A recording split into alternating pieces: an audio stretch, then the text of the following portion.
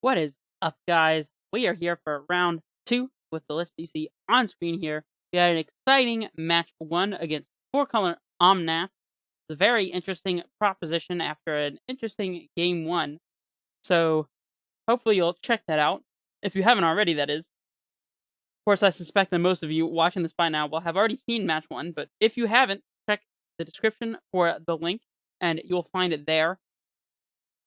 I'm not gonna dwell on the past anymore. Let's just jump straight into the match here and see what we can do. See if we can continue so far our ability to steal matches from the clutches of a potential loss. Let's just see what we can do in this round. I don't know, guys. The leader has 18 trophies. We're currently at 1. You think we can make up that distance for however long this league lasts? Just 5-0 once a week? Definitely be on the play. That certainly helps. Our opponent says good luck. I'm going to say you too. And our hand is unkeepable. No ramp. We do have a Garenbrig, but a Garenbrig by itself is not enough. And this is a hand that I don't love, but I don't think we can afford to mulligan it. We have a turn 2 Dryad in many ways. For example, if we top deck a bounce land, then we have turn 2 Dryad. However, if we just draw off the top an untapped source, then leading on Grazer, I guess it would have to be an untapped green source specifically. And this hand is really awkward. We're still keeping.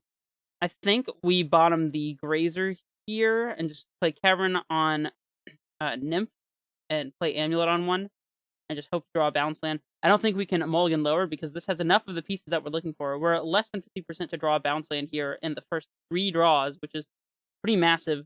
But I think here we just have to hope to spike that about 40% chance. So it's only like 15% chance on the very first draw. So 1 in 10 games, this will pay off immediately. And it doesn't. That's alright. That's alright. We'll play an Amulet. We'll play a land. Pass it back. And we'll just see what we can do. Now that we have double Amulet, if we draw Garenbrig into an ETB tap land, then we should be able to tighten this up. Not this upcoming turn, but the turn after. Or we can miss. That's cool too. Opponent's playing Reclaimer. Seeing Temple Garden plus Flagstones. You know immediately. You recognize immediately. This is probably an Eladamri's call for Elvish Reclaimer, I would assume. This matchup is generally pretty good for Amulet. I guess they could have a main board Mind Sensor or something. I kind of doubt it, but we definitely have to be thinking about Mind Sensor post board.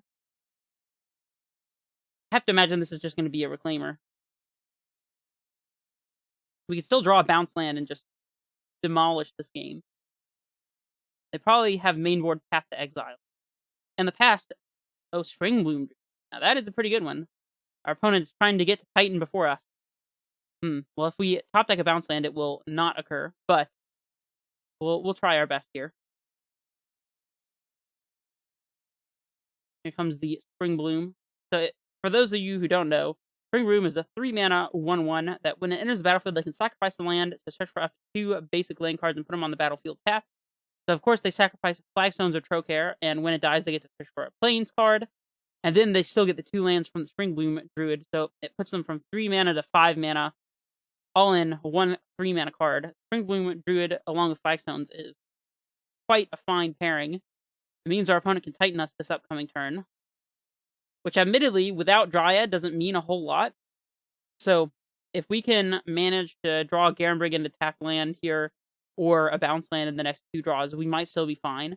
In fact, we can play a bounce land and then Dryad before playing our Primeval Titan, and then start getting Valakut triggers. So, we're still looking alright here, but we just need to top deck one of those ingredients, like right now. Okay. That lets us play Dryad, and we can still top deck Castle this upcoming turn, so I'll take it.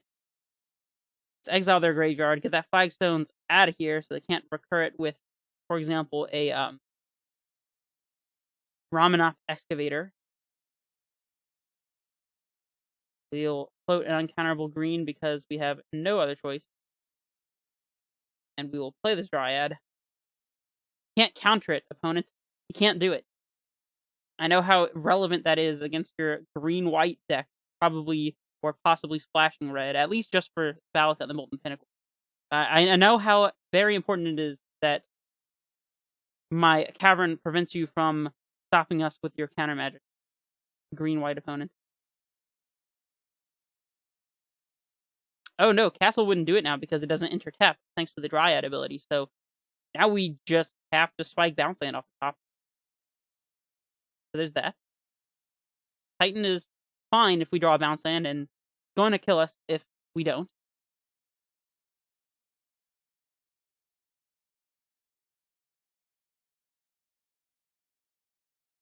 I don't know. What do you people at home think? Is today the day where I top deck the Bounce Land? Let me know in the comments. Say that you predicted it before it happened. If you predict that we spike the Bounce Land, then say it in the comments.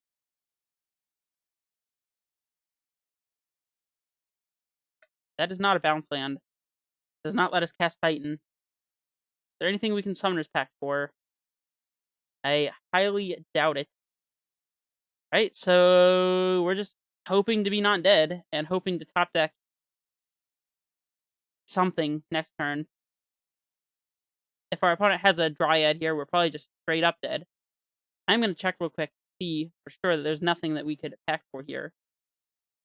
Packing for a Zeus doesn't do anything, nor does Grazer. Yeah, so we basically just have to sit on our haunches here.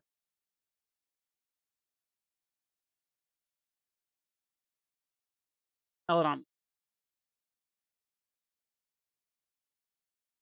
Yeah, if they have access to Dryad here, then we're just dead. Not much that we can do about it. Okay. Good enough for me. So we want Dismembers, for sure. We want Force of Vigor. Explosives is probably a little slow. It is good against their Reclaimers, but I don't know. Explosives overlap with a lot of our things because if we put it on 1, then we blow up our own amulets. If we put it on 3 to blow up their Dryad, then we incidentally hit our own Dryads. So I'm thinking not on that.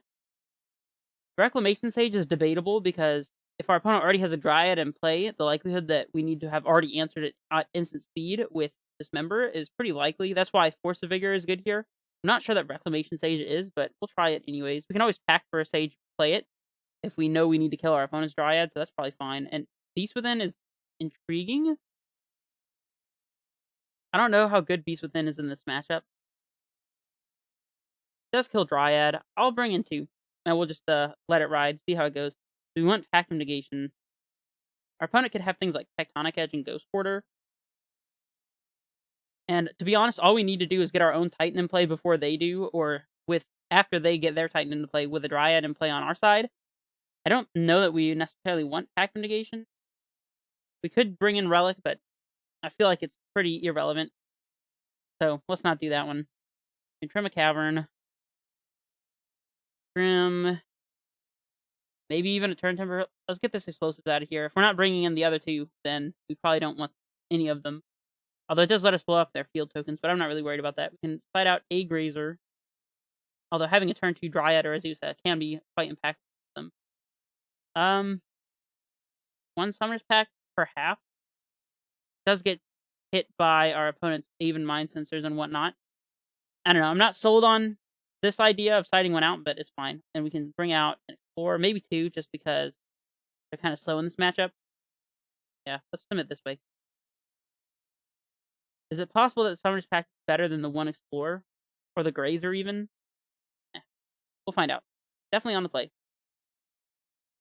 Amulet happens to be one of the best things that we can do against our opponent. The problem with Amulet is that they can call for the green-white destroy an artifact or enchantment when it comes into play guide, Knight of Autumn, and a hand that's playing is revolving entirely around Amulet, like this one, gets blown out by that particular card, so I think we have to mulligan, sadly.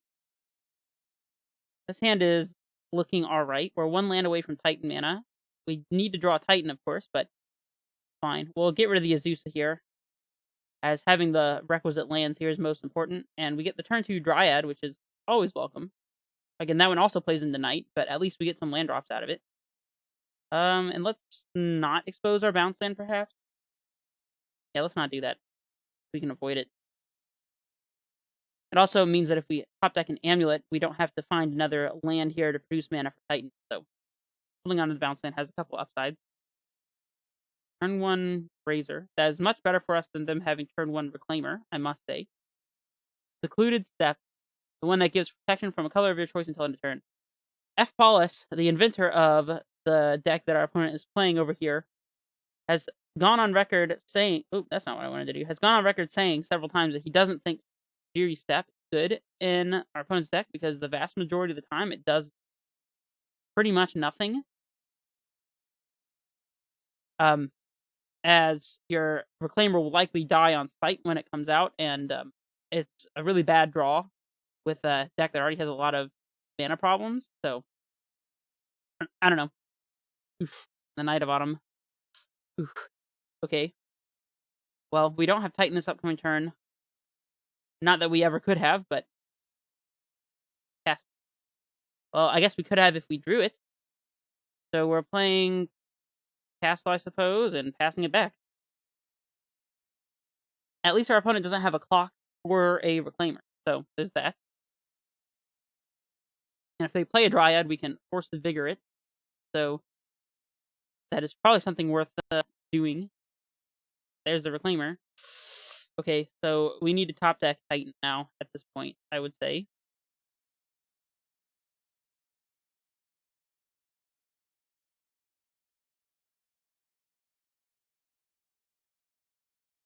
If our opponent casts a Dryad here, I think I will just straight up force a Vigor it immediately.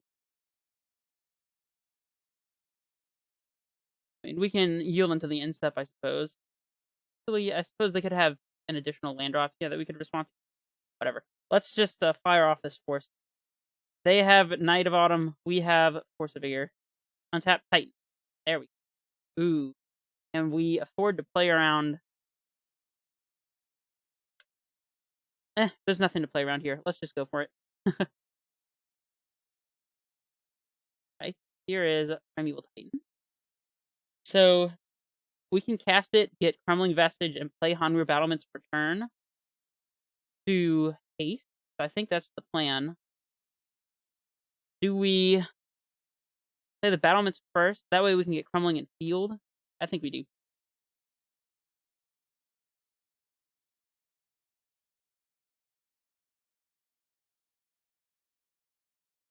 Do we even want field here, or do we want to set up a Dryad by getting Tularia West Crumbling? It's a good question.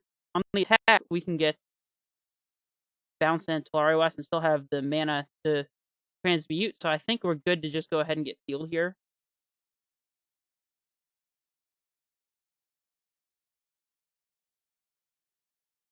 Okay, so far so good. The plan here is going to be to get a Simic Growth Chamber and a Tularia West on the attack. I guess our opponent can... Okay, never mind. They're just going to scoop it up.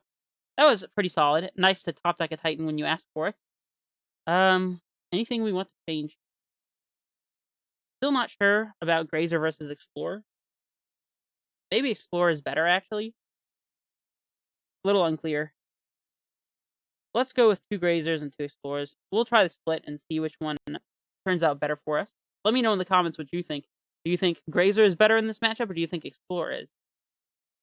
Especially with our opponent killing our Amulets and Dryads, I think that maybe getting the extra card from Explorer is more important. Yeah, this is fine. We could side out the Radiant Fountain to get Summoner's Pact back in here. I don't hate that. I don't know. Packing for a Dryad or a Titan is usually pretty important, so too late now, but I think I might have made that pivot. This hand is fine. So this is an example of a hand that is not actually reliant on Amulet. It makes use of Amulet, but if our opponent has a Dryad, then we can blow it up. And we have a natural route to Titan off of Castle Garenbrig, sped up a turn by the presence of our Amulet plus Growth Chamber, but even without, I think this hand's fine. It's a little slow. And we are missing some action, so this might be a strike against Reclamation Sage if our opponent doesn't just run out a Dryad here, but we'll figure it out. Again, having turn 1 Amulet is pretty good in this matchup, even on the draw. It's a lot better on the play, but even on the draw, it's pretty good. How about a second amulet? Well, that definitely speeds things up quite a bit. Let's lead on Ghost Quarter, I suppose. Amulet number 1. Pass it back. And next turn we can do just bounce into Reclamation Sage, or we can play second amulet and then Growth Chamber. Oh, Type Scout. Okay, well, there's no Dryad to worry about over here. If our opponent has a Garenbrig, however, then we might be in trouble. We'll play out our Garenbrig.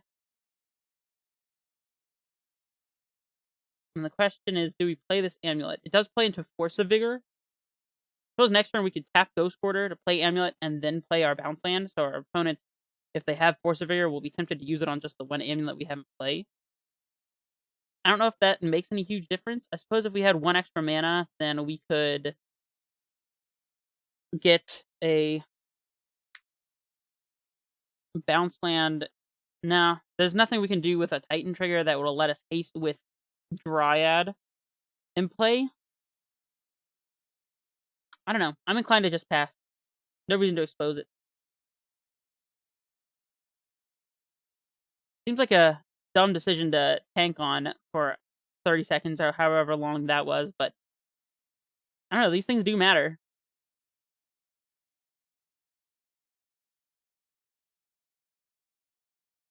Definitely no reason to point a Ghost Quarter at any of our opponent's lands immediately. This Skyclave Apparition. Yeah. Alright. So, we are losing access for an amulet. Skyclave Apparition is really good in this deck, by the way, in case you haven't noticed. Quite good.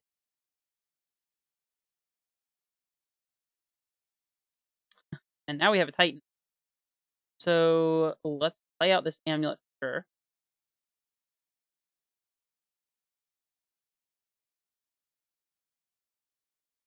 We have to play a bounce lane here, sadly, in order to be able to Titan this upcoming turn. I'm sure our opponent will be able to search for a Ghost Quarter or something, and that'll be pretty nasty. Oh, that's kind of the worst thing in the world. I guess we could Ghost Quarter whatever they are Ghost Quartering, and now that doesn't make any sense either. Yeah, we just have to play a bounce in here. It plays into their Ghost Quarter, but at least they're not getting Valakut if they do go for the line where they get their own Ghost Quarter. So we just got to do this and pass.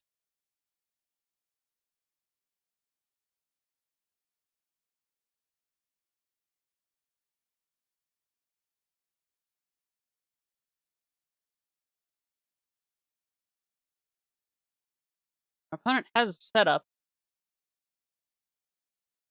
and we have our Ghost Quarter in our hand. So unless we top deck an Azusa here, we won't be able to get our Ghost Quarter into play.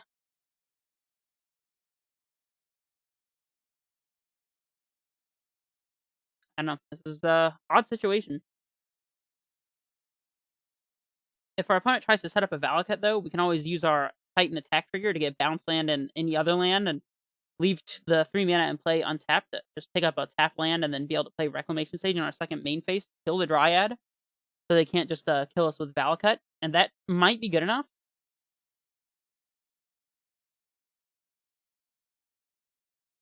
Clocking us for 2 is not necessarily the move, in my opinion. If they want to Ghost Quarter, they'll have to do it sometime before our main phase. So something they'll have to commit, which it looks like they did not commit to it. Interesting. That could mean that they have Path. Could mean that they have Mind Scepter. Or could mean that they're hoping to set up Valakut. I think regardless of what the situation is, we just have to play Titan. Sadly, if they have the Dryad, they're choosing to play it this upcoming turn, meaning our Sage isn't going to give us much help here. Whatever. We'll just throw this Growth Chamber in play and see what happens.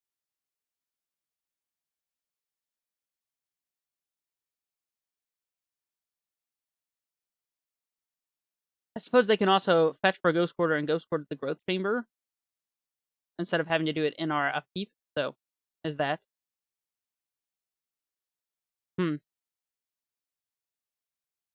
They let it go. Interesting. Well, let's just pick up the Garenbrig at this point then. try to get as much forward progress in our mana as possible. So now we have to decide if we can afford to play into Path to Exile or not by hasting. We're definitely searching.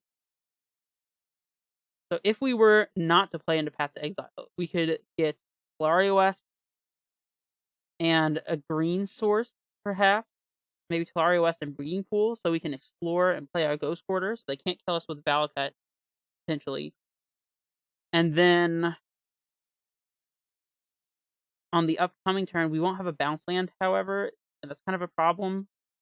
We could get Simic Growth Chamber in Tolaria West and explore picking up the Tolaria West, and then we lose our Transmute to a Ghost Quarter, but if they do that, they're not necessarily searching for Valakut. I think Simic Growth Chamber and Tolaria West is the safest play here. I think we can win this and play around a path at the same time, so this is the line I'm going to go for.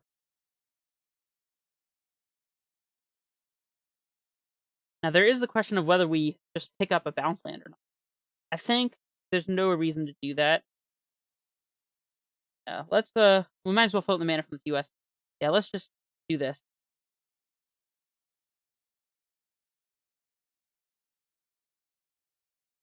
Force of Vigor, huh? Well, that'll let us answer a Dryad during our opponent's turn. Okay. Let's still play the Ghost Quarter just for safe measure, and we'll pass it back. This forces it means a lot because the Reclamation Stage, which couldn't kill our opponent's Dryad during their turn, now can by pitching itself to Force of Vigor. So I think we are pretty much locked up here. Even if our opponent gets a bunch of field triggers from a Primeval Titan, I think we can handle that by getting a Dryad and killing them. Scattered Groves, huh? Interesting. Some people hate Scattered Groves and some people love it. I haven't played our opponent's deck, believe it or not, despite the fact that I like to play Titan decks of all kinds. I prefer my Titan decks to have Amulet of Vigor. Otherwise, they're a little too mid-rangey for me. I like the partial combo aspect of this deck.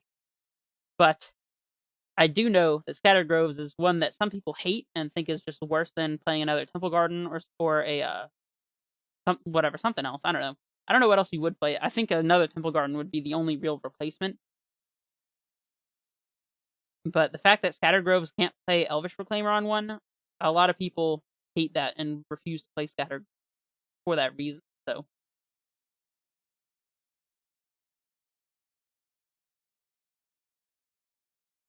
and here, if our opponent plays Dryad and goes for a Reclaimer activation eventually, we can always force in response to the Valakut triggers so that their whatever they chose to get with their Reclaimer is locked in. So if they choose to go for a Valakut, thinking that they'll be able to kill us with triggers, then we can force to blow it out, and they don't get a chance to search for something to prevent us from doing what we're doing. Our opponent also doesn't have any red mana, so they're not representing something like Boil, so we don't need to worry about that. As of current. I don't know if they played a land this turn.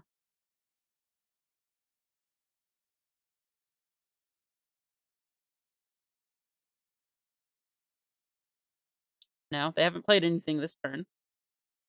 So they could still have a red source, in which case we might want to play around Boil.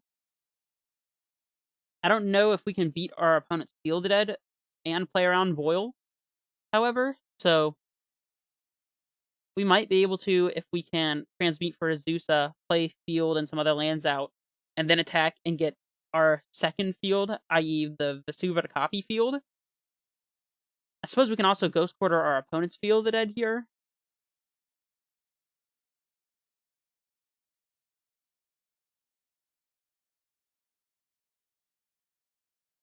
Especially knowing that we have a Dryad covered. It might be right to go ahead and fire off the Ghost Quarter. I suppose our opponent could have... I mean, even if they had double Dryad and to just play Valakut, we'd be totally fine with that. Since even if we didn't kill the Dryads in that case, only one Valakut trigger is not saving our opponent here. So they really need to play Dryad and activate Reclaimer. Yeah. They have concluded they have no way to get back from this. So, They didn't know how many of our bases were covered either, to be honest. I have to say I have found the green-white reclaimer matchup to be pretty decent.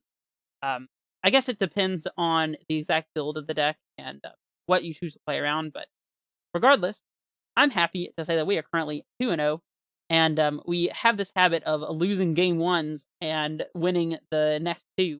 Anyways, despite the fact that we did lose one of those games, I still feel pretty strongly about the list in front of you. But again, who can say this list might be decent against certain matchups, and maybe we'll play in the future against a deck later in the league that really preys on what we're doing. So we'll just have to wait until the end of the league to see how things turn up. But regardless, that's the end of this video. I will see you guys for the next match. Remember, if you learned anything, if you gained any amount of enjoyment from this particular video or from my content in general, show your support by leaving a like, comment, subscribe, all that good stuff. Few enough people do it, so break the mold. Be the person that does it. It's free. All it takes is a click. I'm just saying. Of course, they all say that, and I'm one of them now, apparently. So, whatever. It's up to you. It's your time and your generosity, so I'm gonna stop wasting your time, and I will see you guys in the next match. The Red Face Menace, signing off.